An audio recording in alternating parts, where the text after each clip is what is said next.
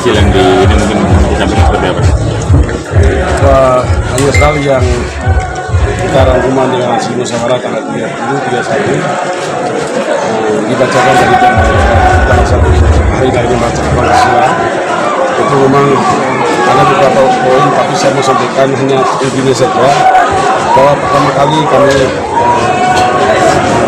memutuskan adalah masalah undang-undang khusus saat ini tolak menolak jadi dua, maka Elma punya sikap menerima, dan di dalam undang-undang khusus sendiri ada DOD 3 provinsi dan terus diusulkan dan sudah diundangkan. Namun aspirasi dari masyarakat, lembaga masyarakat adalah sudah dilihat bahwa ada kabupaten-kabupaten yang sudah usianya di 20 tahun lebih yang tidak pernah dimengerti, dipahami oleh pemerintah. Selama ini khususnya Provinsi Papua tidak pernah difasilitasi, dibina kepentingan masyarakatnya, rakyat kecil yang selalu hari malam. Akhirnya hasil musyawarah lembaga adat kami voting. Waktu itu kita voting 5 wilayah adat, 1 yang disetujui, tapi 4 disetujui karena ibadah. Maka dianggap itu sudah sah, voting itu sudah sah. Maka DOD provinsi dan 5 kabupaten percontohan yang sudah direkomendasi, Kabupaten Rikora, Kabupaten Alim Sende, Kabupaten Tropika, Kabupaten Roga, Kabupaten Jawa Timur, itu kami minta sama-sama diserahkan dengan provinsi. Harus dibahas karena lihat sendiri aja sekarang masyarakat semangatnya kayak apa. Masyarakat sekarang semakin mereka mengerti dan semakin pintar, maka mereka mencintai negara kesatuan Republik Indonesia luar biasa. Selama ini kita isu-isukan bahwa Papua itu sekarang lihat sendiri, bukan kita bilang ngarang-ngarang, tidak, lihat sendiri. Jadi biar isu-isu hari-hari yang demo apapun tidak usah, sudah capek itu, tidak usah itu. Jadi di situ ada ketentuan yang kita dan masukkan khusus untuk mahasiswa itu harus buat asrama. Pemerintah perwakilannya harus ada, setiap asrama harus ada.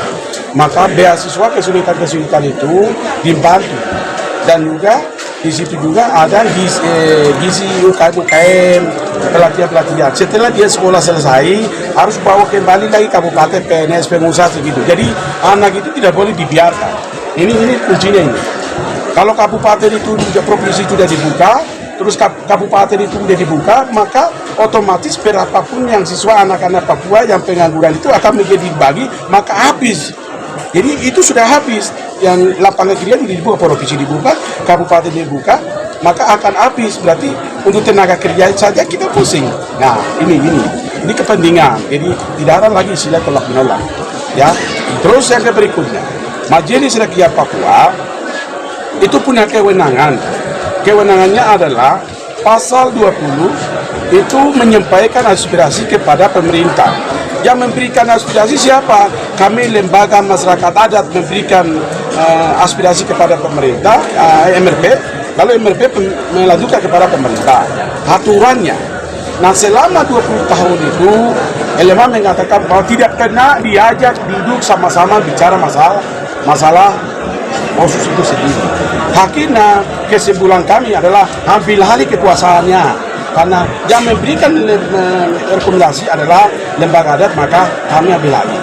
Maka lembaga ini akan melekat biro pemerintahan, sekda. Jadi MRP dibekukan, lembaga elemennya di biro pemerintahan, ada provinsi, ada kabupaten biro pemerintahan kampung juga, sambil kampung. Nah, untuk apa? Untuk apa? Anggaran sekarang pemerintah diberikan 10%.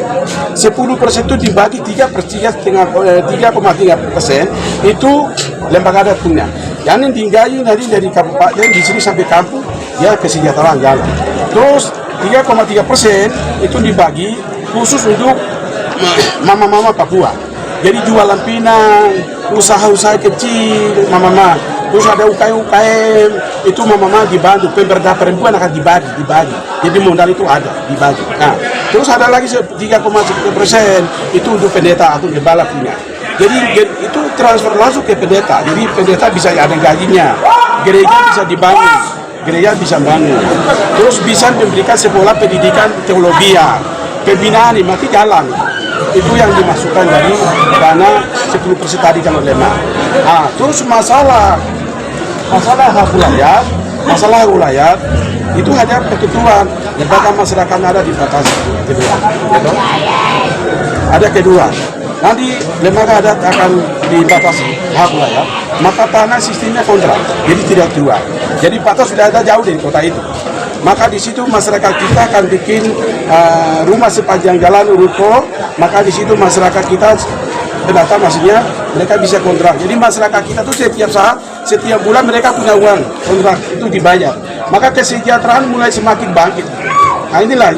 Terus keamanan kita sudah batasi wilayah adat itu, keamanan tidak boleh masuk. Nah ini video.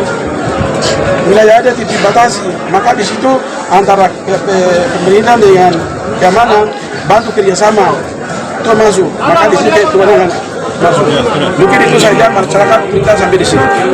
Terakhir untuk aspirasi ini nantinya akan disampaikan ke siapa?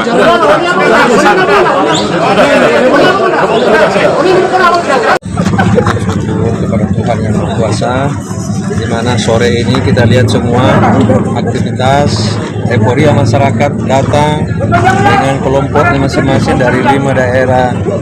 Dia masuk kelompoknya berbaris dengan tertib walaupun dia membawa dengan alat-alat tradisional. Sampai pulangnya tadi ini semua dalam kondisi tertib aman terkendali. Ini yang perlu kita sikapi bahwa kedewasaan masyarakat di Lembah Balim ini dalam rangka melampaikan aspirasinya itu sangat baik. Dan berarti pulang juga nanti dikawal?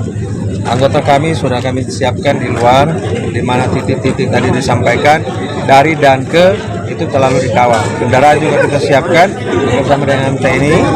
Kendaraan yang ada yang jauh rumahnya misalnya Purulu diantar ke Purulu, terus yang ada di daerah Telek diantar ke Samsutujuan.